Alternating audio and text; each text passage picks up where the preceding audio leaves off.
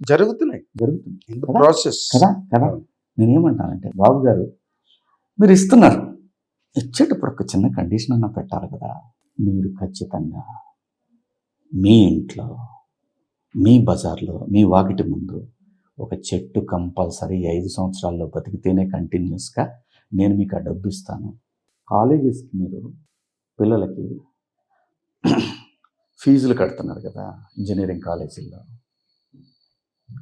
మీరు ఆ కంపెనీలకి చెప్పాలి కదా, అయ్యా ఖచ్చితంగా క్వాలిటీ ఎడ్యుకేషన్ కావాలి నాకు. ఏంటి వీళ్ళు రీసెర్చ్ యూనిట్లు క్రియేట్ చేయాలి, వాడు ఖచ్చితంగా ప్రతి సబ్జెక్టు ఫస్ట్ సంవత్సరమే పాస్ అవ్వాలి, అయితేనే అన్ని సబ్జెక్టులు అయితేనే నేను నెక్స్ట్ ఇయర్ ఇస్తాను నీకు. ఏమైపోతుంది? మీరు ఇచ్చేస్తున్నారు, మీరు మాట ఇచ్చారు కాబట్టి. Where is the result? డ్వాక్రా మహిళలకు ఇచ్చారు, అవి వస్తున్నాయి. వాళ్ళు ఏదో పనిచేసి ఒక గ్రూప్గా, అవును దేశంలోనే మొట్టమొదటిసారి తీర్చినటువంటి మహానుభావుడు ఆయన. అవును.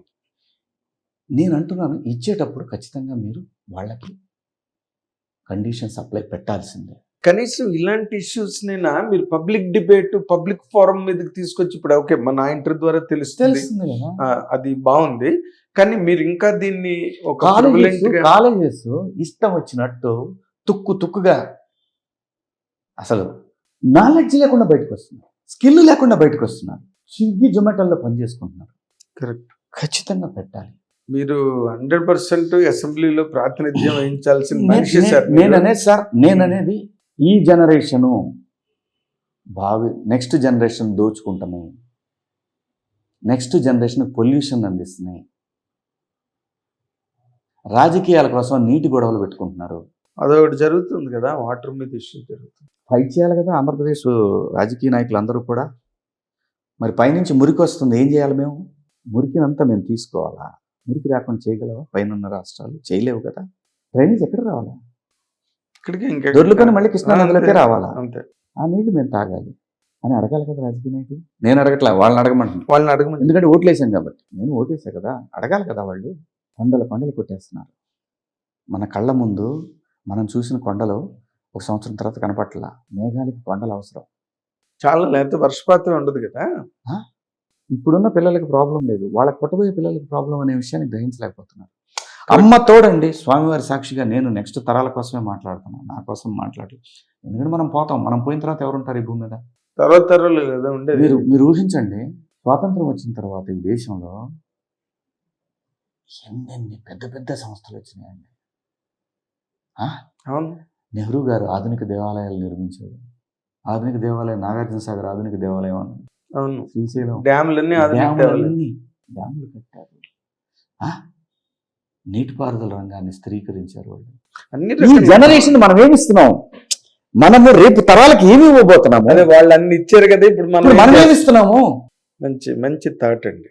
మనం ఏమిస్తున్నాం? నవరత్నాలు అనే కంపెనీలు ఇచ్చింది ఆ రోజు ఉన్నటువంటి ఆ జనరేషన్స్ మనకు భారతదేశానికి. బిహెచ్ఎల్, అవును, బెల్ ఎలక్ట్రానిక్స్ రంగాన్ని అద్భుతంగా డెవలప్ చేశాం. రాజీవ్ గాంధీ గారి హయాంలో మీకు కంప్యూటర్ యుగం మొదలైంది భారతదేశంలో. దాన్ని ఆంధ్రప్రదేశ్లో అందిపుచ్చుకున్నాడు చంద్రబాబు నాయుడు గారు. ఈరోజు క్వాంటమ్ వ్యాలీ చూడండి, అది మ్యాజిక్ చేస్తుంది, అది కూడా ఫ్యూచర్. అవును. నేను అంటున్నాను, బాబు గారు లాంటి వ్యక్తి చేయగలరు ఇవన్నీ. అందుకే నేను మీ ద్వారా తెలియజేస్తుంది అదే, అయ్యా మనం డబ్బులు ఇస్తున్నారు, మీరు ప్రతి ఇంట్లో కంపల్సరీ చెట్టు పెరగాల్సిందే, ప్రతి వీధిలో చెట్లు పెరగాల్సిందే. ఆ బాధ్యత నాకు తీసుకోవాలా. డ్వాక్రా గ్రూపులకు కూడా ఇది ఇవ్వాలా. ఎందుకంటే మహిళలు, అమ్మలు, వాళ్ళు బంగారంలాగా పెంచుతారు మొక్కల్ని. హౌస్ కీపింగ్ వాళ్ళదే కదా. అంటే అది when it becomes a tradition, ఇంకా ఉమెన్ జెంట్ అని తేడా అలా కదండి. వాళ్ళు ఏంటంటే సంఘాలు కదా, సంఘాలు ఒక ఆదివారం తీసుకుని వాళ్ళందరూ చేయొచ్చు సరదాగా, కంబైన్డ్ ప్రాజెక్ట్ లా చేసుకోవాలి కదా ఈ ఊరు. అలాగే మీరు పల్లెటూరులోకి పోతే బరిగొడ్లు రోడ్డు మీదనే కట్టేస్తున్నారు, సిమెంట్ రోడ్ల మీద మంచాలు వేస్తున్నారు. పల్లెకి కూడా ఒక మంచి బ్యూటిఫుల్ వాతావరణం రావాలి కదా. అడ్డదిడ్డంగా ఉంటాయి, ట్రాక్టర్లు రోడ్డు మీద వదిలేస్తారు. ఒక ప్రభుత్వం అంటే వ్యవస్థని గాడిలో పెట్టేటటువంటి ఒక ఉన్నత వ్యవస్థ అది. గాడిలో పెట్టి ఒక మెకానిజం అండి, ఒక government. మెకానిజం. ఆ government. మెకానిజాన్ని జస్ట్ అందరి మీద వదిలేయకూడదు కదా, అంటే రివ్యూ జరగాలి కదా. ఎపీజ్మెంట్ ఆఫ్ పీపుల్ అన్నది ప్రతి గవర్నమెంట్ అడాప్ట్ చేసుకుంటున్నారు సార్. అంటే ప్రజల్ని ఏ విధంగా లాలించాలి, ప్రజల్ని ఏ విధంగా బుజ్జగించాలి, సముదాయించాలి, అనునయించాలి, దీని మీదే కాన్సన్ట్రేషన్ ఎవ్రీ గవర్నమెంట్, వెదర్ చాలా బాధేస్తుంది, చాలా బాధేస్తుంది. అమ్మతోడు అదేలేండి. నేను నా పూర్తి నిజంగా భగవంతుడు నేను నిజంగా కోరుకుంటుంటాను కూడా, పూర్తిగా ప్రకృతికి అంకితం అయిపోయే అవకాశం ఉంది నాకు, జనరేషన్ని కదిలించే అవకాశం ఉంది నేను కోరుకుంటాను. అదొక ఇప్పుడు మీలాంటి వాళ్ళు ఇప్పుడు పవన్ కళ్యాణ్ గారు రాజకీయాల్లోకి వెళ్ళి ఒక ప్రభుత్వ హోదాలో ఒక అధికారంలో ఉన్నారు కాబట్టి ఈ రోజున రైతులకు విపరీతంగా సౌకర్యం కలుగుతున్నారు సార్ అక్కడ. ఎందుకంటే వెంటనే వాళ్ళకి కావాల్సిన డబ్బులు బట్వాడ అవడం కానీ వాళ్ళ మీద ఒక కేర్ డెవలప్ అయింది. అండ్ చంద్రబాబు నాయుడు గారికి కూడా అపారమైన అనుభవం కానివ్వండి, లేకపోతే చాలా లాంగ్ స్టాండింగ్ సింపుల్ సార్ అన్నీ ఉన్నాయి కాబట్టి జరుగుతాయి. మీలాంటి వాళ్ళు కూడా వెళ్ళారు అనుకోండి, సో ఒక cumulative benefit for the public. ఏమవుద్దంటే అండి నాగేంద్ర గారు, మనం వెళ్ళాలని ప్రయత్నాలు చేసిన ప్రతి వ్యవస్థలోనూ కూడా స్పీడ్ బ్రేకర్లు ఉంటాయి. మీకు స్పీడ్ బ్రేకర్లు ఏంటండి? నాకేంటి సార్, నాళ్ళు ఉద్యమంలో పాల్గొన్న వ్యక్తి మీరు. అలా కాదు కదా. సినిమాలు ఇప్పుడు ఏం స్పీడ్ బ్రేకర్లు అని చెప్తాను. నా సమస్య అది. నేను అక్కడ పోయి వారి కోసం ఎవరైనా సరే అక్కడ పోయి గంటల తరబడి వెయిట్ చేయాలంటే చేయలేము, ఎంబ్రాసింగ్ ఉంటుంది. అంతసేపు ఒక పొద్దున్న సాయంత్రం దాకా వాళ్ళకి రకరకాల అపాయింట్మెంట్లు ఉంటాయి. మనకంటే కూడా ఆ వ్యవస్థ చాలా ముఖ్యం. ఎందుకంటే గవర్నమెంట్లో ఉన్నప్పుడు గవర్నెన్స్ చాలా ముఖ్యం. వాళ్ళకి గంటలు పోయి నిలబడి ఆడ కూర్చోవాలన్నా మనకి అయ్యే పని కాదు. మరి మీ వర్క్ ఇక్కడ వదులుకుని అక్కడికి వెళ్ళి కూర్చున్నారు, 12 ఏళ్ళు 13 ఏళ్ళు కూర్చున్నాను. ఇప్పుడు కూడా ప్రజలకు అవసరమైతే వెళ్ళి నేను నిలబడి మాట్లాడతా. నా సినిమాలు వదులుకోకుండా నేను మాట్లాడగలను. నేను చచ్చిపోయేలోపు ఆంధ్రప్రదేశ్లో పరిశ్రమను చూడాలి సార్. అంత స్వీపింగ్ స్టేట్మెంట్ ఇచ్చారు. మీరేమో మీరు వెళ్ళి కలవడానికో లేకపోతే మీరు వెళ్ళి పాల్గొనడానికో మీకే స్పీడ్ బ్రేకర్లు అంటున్నారు. ఇవన్నీ ఉంటాయి సార్, ఉండకుండా ఎక్కడ ఉంటాయి. దాన్ని ఓవర్కమ్ నేను అనేది మనం సినిమాల్లో చూసాం. కృష్ణుడిని కలవటానికి సత్యభామ కూడా అపాయింట్మెంట్ అవసరం అయ్యేది, రుక్మిణికి అపాయింట్మెంట్ అవసరం. అవును. సో మధ్యలో ద్వారపాలకులు ఉంటారు, రకరకాలు ఉంటాయి సార్. అది మనం తీసేయలేదు. అది ఎవరు ఉంటారన్నారు? ద్వారపాలకులు ఉంటారు. ద్వారపాలకులు అంటే ఇప్పుడు ఎక్కువగా ద్వారపాలకులు ఎక్కువ ఉంటున్నారని వింటున్నాము. అది కూడా తప్పేం కాదు. అది తప్పని నేను అనుకోను. తప్పు ఎలా అవుతుంది? ఇప్పుడు నాకు కూడా 2 రెస్టారెంట్లు ఉంటారు. ఎందుకంటే అది ఉండాలి, తెలియాలి కదా. అవతల ఉన్నవాడి సమయం చాలా విలువైంది. అవును. ఇప్పుడు దాన్ని ద్వారపాలకుడు అబ్యూజ్ చేస్తే తప్పు. అయితే ఇప్పుడు అబ్యూజ్ అవుతున్నది అంటారా, ఏమవుతున్నది అంటారా? ఈ ప్రభుత్వం ఏం లేదులేండి, ఆ ప్రాబ్లం ఏం లేదు. Hmm. వస్తే నేను గట్టిగా ఒకవేళ అలాంటి ద్వారపాలకుడు ఉన్నాడు అని నా దృష్టికి వస్తే మాత్రం చెప్పటంలో వెనకాడను. ప్రజలకి చెప్తాను, బాబు గారికి చెప్తాను. నాకు పోయేది, మీకు పోయేది ఉంది. పోగొట్టుకున్నది ఇప్పుడు పోగొట్టుకున్నారు. ఇప్పుడు మళ్ళీ కొత్తగా సినిమా ఇండస్ట్రీ నేనంటే రాజకీయాలు మీకేం లేదు. జీవితం పూర్తిగా తెలుసుకున్నవాడిని నేను. అదే అంటున్నా. ఈ రోజునైనా సరే నేను రబ్బర్ చెప్పులు వేసుకున్నా, చెప్పులు లేకుండా నడవగలను. నాకు ఆ ప్రాబ్లం ఏం లేదు. మీరు అన్ని నేర్పింది. నాకు జీవితం అన్ని నేర్పింది కాబట్టి నాకు అలాగని చెప్పి అహంకారంతో పోయి కూడా నేను మాట్లాడే అంత మనిషిని కూడా కాదు నేను. కానీ ఎక్కడో మీలోని తెలియని ఒక ఎలిమెంట్ ఆఫ్ డిస్సాటిస్ఫాక్షన్, అసంతృప్తి అన్నది మీ మాటలో కొంచెం ధ్వనిస్తోంది శివాజీ గారు. దానికి ఎందుకంటే మీరు చాలా ఉన్నాయి నాగేంద్ర గారు. ఇది సరిపోదు సమయం, మనకి సమయం ఇది వేయలేము, సరిపోదు. చాలా ఉన్నాయి, బయటకు వస్తాయి, అన్నీ వస్తాయి, ఖచ్చితంగా వస్తాయి. ఆంధ్రప్రదేశ్లో కూడా పరిశ్రమ కావాలి. Final call. అలా మీరు అన్నట్టు ఇందాక ఆ చైర్మన్ పదవి అయి పెద్ద నాకు, నేను కావాలంటే ఎమ్మెల్యేనే నేను గట్టిగా పట్టుబడతా, లేదా ఎంపీగానే పట్టుబడతా.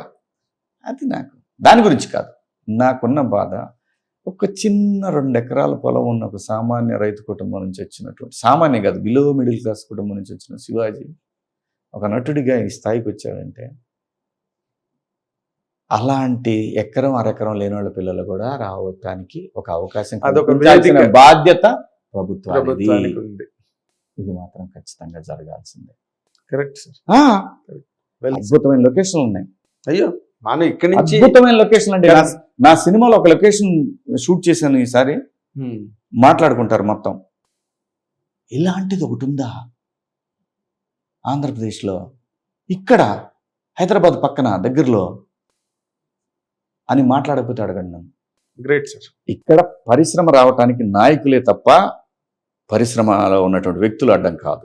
నాయకులే అడ్డం అంటారు. మరి మీరే పిలవాలి కదా. పొద్దాకలే వస్తేనేమో దొంగల్లా చూస్తారు కొంతమంది. అంటే సినిమా ల్యాండ్లు అడుగుతారు, దుబ్బేస్తారు. ఊరికిస్తున్నారేంటి ల్యాండ్లు? మీరు పరిశ్రమ వస్తుందని కాబట్టి ఇస్తారు మీరు. కరెక్ట్, 100%. ఇప్పుడు టీసీఎస్ వరకు వస్తుందండి, డబ్బులు ఇస్తేనే వస్తుంది. మీరు పొలాలు ఇస్తేనే వస్తుంది, మీరు ల్యాండ్లు ఇస్తేనే వస్తుంది. మీకు పొలాలు ఎవరు ఇచ్చారు? ప్రజలకు ఇచ్చారు. ప్రజలే కదా. ఆ ప్రజలకు సంబంధించిన పిల్లలేక రేపు పొద్దున ఇండస్ట్రీలో ఉండేది. అంతే, ఆ ఫ్యామిలీసే కదా. ఎక్కడికి పోతారు వాళ్ళందరూ? కొత్త వాళ్ళు. 6 కోట్ల మంది తెలుగు ఆంధ్రప్రదేశ్ ప్రజల్లో నుంచే కదా నటీనటులు వీళ్ళందరూ వచ్చేది. టెక్నీషియన్స్. పోనీ ఇది ఇప్పుడు ఇంతటితో ఆగిపోయేదా? కాదే, నిరంతర ప్రక్రియ కదా. ఇక్కడ స్టార్ట్ అయితే 100 సంవత్సరాల తర్వాత మీరు నేను ఎవరు ఉండం కదా. ఉండేది ఎవరు?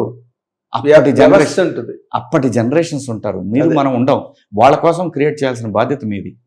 ఆంధ్రప్రదేశ్కి చిత్ర పరిశ్రమను ఏర్పాటు చేయకపోతే 2014 నుంచి ఉన్న ప్రభుత్వాల తప్పు తప్ప ఇంకొకటి కాదు. కానీ చాలా మంచి కంటెంట్ ఎక్కడో మంగపతి, మళ్ళీ వేరే పాజిటివ్ మంగపతి కనిపిస్తున్నాడు వ్యవస్థ. నేను చెప్తున్నా కదా, ఈ ప్రభుత్వం గత ప్రభుత్వం ఉన్న టైంలో జరిగినటువంటి తెలియని ఒక నష్టం పూడ్చుకొని చాలా విఘ్నతతో నడుపుతున్నారు ప్రభుత్వాన్ని. చాలా కాన్షియస్ గా చాలా అటు బాబు గారు కానివ్వండి, కళ్యాణ్ బాబు కానివ్వండి, లోకేష్ బాబు కానివ్వండి, వాళ్ళు నిరంతరం పనిచేస్తున్నారు. వాళ్ళ పనిని ఎలివేట్ చేసే పరిశ్రమను మర్చిపోతున్నారు. అది నా బాధ. మీ మాట మా హిట్ టీవీ ద్వారా 100% చంద్రబాబు నాయుడు గారికి, పవన్ కళ్యాణ్ గారికి, లోకేష్ గారికి అందరికీ రీచ్ అవుతుందండి. అంటే మళ్ళీ ఇది అవార్డుల కోసమో దీనికోసం కాదండి. నేను మాట్లాడుతుంది క్లియర్ గా ఆంధ్రప్రదేశ్ లో ఉన్నటువంటి కళాకారులు, యువతకి పరిశ్రమ ఎస్టాబ్లిష్ చేయాల్సిన అవసరం, బాధ్యత ప్రభుత్వాన్ని. అంతే. అక్కడ లేకపోయినా మాకేం కాదు. మేము చక్కగా బంగారంలో షూటింగ్ చేస్తున్నాం కదా. ఎక్కడ షూటింగ్ ఉంటే అక్కడ కాదు కదా. కరెక్ట్. ఆ ప్రాంత బిడ్డలకు హక్కు ఉంది కదా. 100%. అదే మీరు చెప్పినవన్నీ కూడా వాళ్ళకి 100% మంచి మార్గదర్శకాలు, నిర్దేశకాలు కావాలని మా ఐటీ టీవీ తరఫున కోరుకుంటూ, మాత్రం పాజిటివ్ నేను ప్లీజ్ మీరు వదిలేండి. నెగిటివ్ గా వద్దు. నేను ఎవరిని ప్రశ్నించటల్లా, రిక్వెస్ట్ చేస్తున్నాను అంతే. ప్రభుత్వాన్ని కూడా రిక్వెస్ట్ చేస్తున్నాం. మనం బాధ్యతను గుర్తు చేస్తున్నాం. మీరు గతసారి మాట్లాడిన దానికి ఇప్పుడు మాట్లాడిన దానికి లైఫ్ టైం డిఫరెన్స్ ఉంది. ఇప్పుడు ఒక ఆలోచనాత్మకమైన శివాజీ మాట్లాడుతున్నట్టు అనిపించింది. దానికి 100% పాజిటివ్ రిజల్ట్, పాజిటివ్ రెస్పాన్స్ ఉండే విధంగా మాట్లాడారు మీరు. అంత సవ్యంగా, చక్కగా, సక్రమంగా మీ తాలూకు అభిప్రాయాన్ని, ఆలోచనని మా హిట్ టీవీ ద్వారా ప్రభుత్వం వరకు వెళ్ళేటట్టుగా దాన్ని మీరు సుగమం చేశారు. కాబట్టి దీనికి 100% పాజిటివ్ రిజల్ట్స్ ఉంటాయని నమ్ముతూ థ్యాంక్ యూ సో మచ్. అది మన ఎక్స్ప్లోజివ్ శివాజీ గారు ఈ రోజున అంటే మంగపతిలా కాకుండా మామూలుగా శివాజీ గారు లాగా మాట్లాడారు. ఆ శివాజీ గారు మాట్లాడడంలో కూడా చాలా లైట్ హార్టెడ్తో సీరియస్ ఇష్యూని చాలా డిస్కస్ చేసినందుకు మన తరఫున ఆయనకి థ్యాంక్స్ చెప్తున్నానండి. Thank you. Watch and enjoy hit TV app. ఇందులో short news, live news, entertainment shows, movies, digital magazines తో పాటు మీ జిల్లా వార్తలను కూడా ఫ్రీగా చూడొచ్చు. ఇంకెందుకు ఆలస్యం? వెంటనే హిట్ టీవీ యాప్ ని డౌన్లోడ్ చేసుకుని ఫ్రీగా ఎంటర్టైన్మెంట్ పొందండి. Hit TV app. Hit TV app. Please download hit TV app. Hit TV app ని ఫ్రీగా డౌన్లోడ్ చేసుకుని ఎంజాయ్ చేయండి. మీకు నచ్చిన ఎంటర్టైన్మెంట్ కోసం హిట్ టీవీ యాప్ ని ఫ్రీగా డౌన్లోడ్ చేసుకుని ఎంజాయ్ చేయండి. హిట్ టీవీ యాప్ ని డౌన్లోడ్ చేసుకుని ఆస్వాదించండి, ఆశీర్వదించండి. ఇంతమంది సెలబ్రిటీలు హిట్ టీవీ యాప్ ని డౌన్లోడ్ చేసుకోండి అని చెప్తున్నారంటే ఎంత మంచి యాప్ ఆలోచించండి. అమెరికా అమెరికా అమెరికా అమెరికాలో చదవాలనుకునే వాళ్ళకి విశ్వసనీయమైన పేరు మన శౌర్య కన్సల్టెన్సీ. UK లో 1 year masters. UK లో 1 year masters. 2 years work permit up to 5 years visa. Contact Saurya Consultancy. Contact 89851 89851.